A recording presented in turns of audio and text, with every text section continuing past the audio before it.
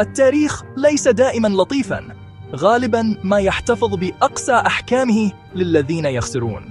قصة السلطان محمد المتوكل في المغرب تذكير صارخ بهذه الحقيقة. اسمه ارتبط إلى الأبد بمعركة الملوك الثلاثة سنة 1578. لقرون صورته الرواية السائدة كخائن، رجل باع بلاده لقوة أجنبية، البرتغال. قيل إنه توسل إلى سيباستيان للحصول على مساعدة، واعداً بتنازلات وأجزاء من الأراضي المغربية. هذه رواية مبسطة صاغها المنتصرون، إنها قصة تستحق نظرة أقرب وأكثر دقة. لفهم التعقيد، نعود للقرن السادس عشر المضطرب. الدولة السعدية التي طردت البرتغاليين كانت قوة هائلة، لكنها عانت صراعات على الخلافة. ورث المتوكل العرش مباشرة من أبيه عبد الله الغالب، ثم قرر أعمامه وأبناء عمومته تحدي هذا النظام. الرواية التي يكتبها المنتصرون هي الأكثر إقناعاً. في حالة المتوكل، فاز فصيل عمه عبد الملك وأخيه أحمد المنصور، احتاجوا لإضفاء الشرعية على صعودهم، فنزعوا الشرعية عن الرجل الذي أطاحوا به.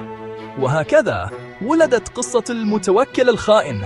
صورت إقالته كإزاحة لحاكم غير جدير، وتجاهلت سنوات عبد الملك في المنفى العثماني طلباً للدعم. كان يجمع العون لمساع إلى السلطة. فسر لجوء المتوكل للبرتغال كخيانة لا كمسعى لاستعادة حكمه.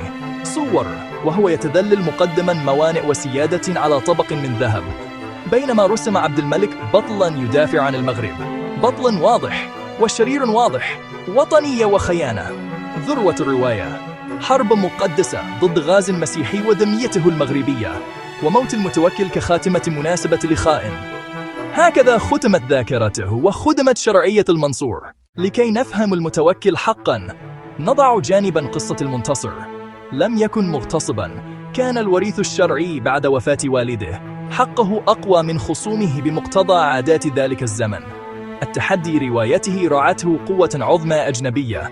قضى عبد الملك سنوات في قلب الإمبراطورية العثمانية. لم يكن منفياً وحسب، كان رصيداً سياسياً يمكن تنصيبه.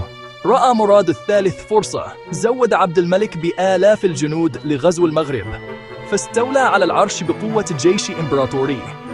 من منظور المتوكل، أطيح به ظلماً بجيش أجنبي. تصبح أفعاله ذات معنى مختلف تماماً.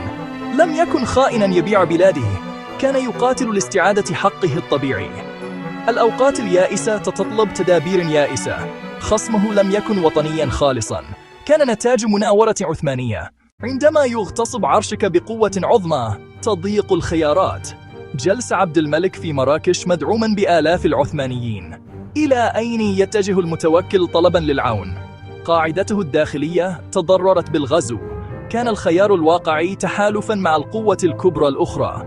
التقرب من سيباستيان لم يكن خيانة أيديولوجية، كان تحركاً براغماتياً وجيوسياسياً. ولم تكن هذه التحالفات نادرة في ذلك العصر.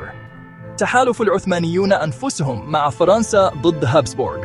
عداء البرتغال للعثمانيين كان عاملاً حاسماً.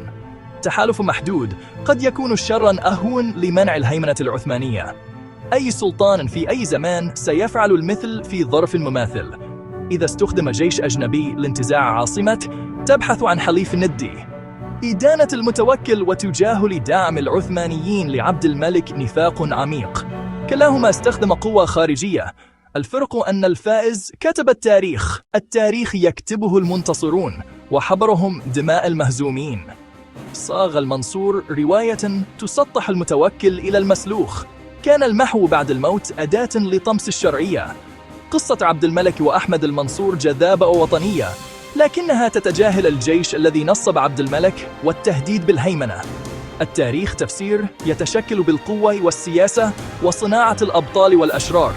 السؤال: ماذا لو فاز المتوكل؟ ماذا لو هزمت قوات عبد الملك في ذلك اليوم؟